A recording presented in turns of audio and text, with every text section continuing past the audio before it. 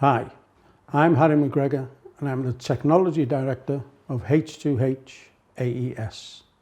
We have a granted patent in hydrogen storage.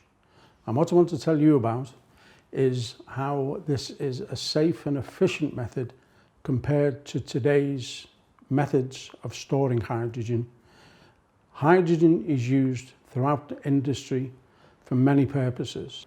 What we are interested in is storing hydrogen that can be used with fuel cells.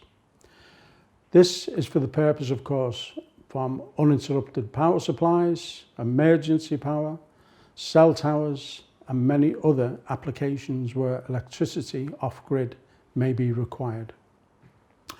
Current storage methods in cylinders are high pressure at up to 10,000 psi. The compressors required to charge such cylinders are extremely expensive.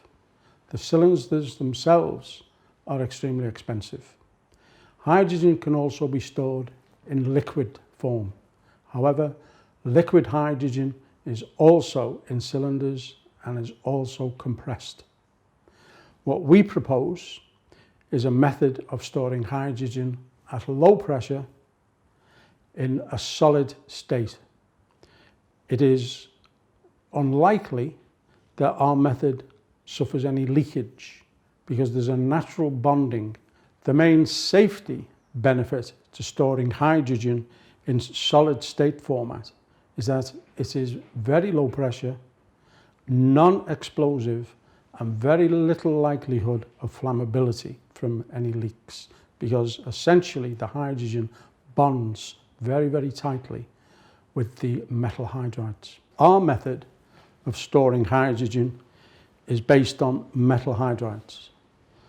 Metal hydrides are essentially powdered allonates, metals of other sorts, that are processed and are able to bond with hydrogen. Such methods are known and have been known about for a long time. But what we can do is to process these metals in such a way that we hold a lot more hydrogen than other methods.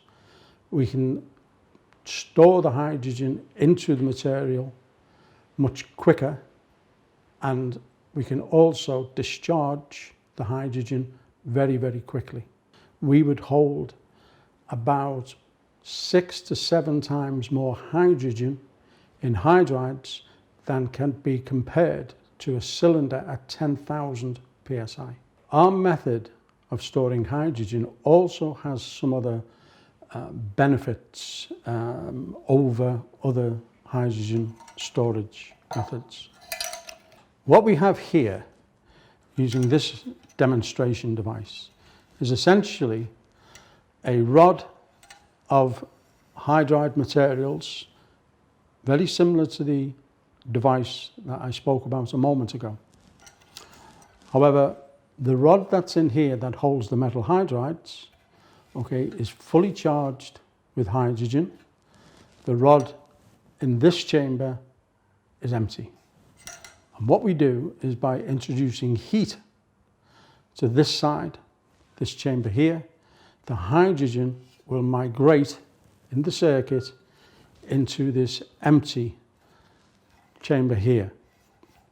Now, the process that begins once we do this, we get endothermic and exothermic reactions. And by that, I mean that one rod will get hot and one rod will get cold. The cold side is the one we're interested in today, and this side will typically go down to minus 40 degrees centigrade. Now, with this cold side, of course, we would engineer this into a number of cooling and air conditioning applications. If the heat that is introduced here was, say, from a vehicle's exhaust, or from the heat from batteries from an electric vehicle, or from the heat from fuel cells from a hydrogen fuel cell vehicle, there's sufficient heat energy to operate this device. So the cool side of this would form a vehicle's air conditioning system, but it requires no other input other than the waste heat from the vehicle. This method stores more hydrogen than you can get into a gas cylinder. Our method, in a like-for-like volume, we can store up to 7 times more hydrogen in our hydrides than can be compressed. Likewise, we can still store more hydrogen than liquefied hydrogen in a cylinder. So we have the most efficient method of storing hydrogen. Typically, if we are using the hydrogen that we store like this for fuel cells, then the hydrogen would be fed to fuel cells, of course. It chemically burns in the fuel cells and it will provide electricity until the hydrogen runs out. But as I mentioned a moment ago, we hold considerably more hydrogen than other methods. So you would need less gas bottles, or you could have a longer performance of the electric supply. But perhaps the main things to consider in remote places is the safety, because we're not explosive. Even if there's a catastrophic impact to our materials, the hydrogen is not being held under pressure. It is chemically bonded to the hydride materials. So if there's a catastrophic leak and the hydropack or this tube were to lose its integrity, the hydrogen would not rush out. There would be no explosion and very, very little risk of fire. I would like to conclude by mentioning that this device has sat on our shelf here for over 2 years. If I open this valve, there is no movement on the gauge, indicating there's no hydrogen in this tube. However, this tube is loaded with hydrogen. If I open the valve and add heat, the hydrogen will quickly show on the gauge. If we add some cold temperature to this, typically a glass of water with ice, the hydrogen would typically return very, very quickly to our materials, and I can show you again, no pressure indication here.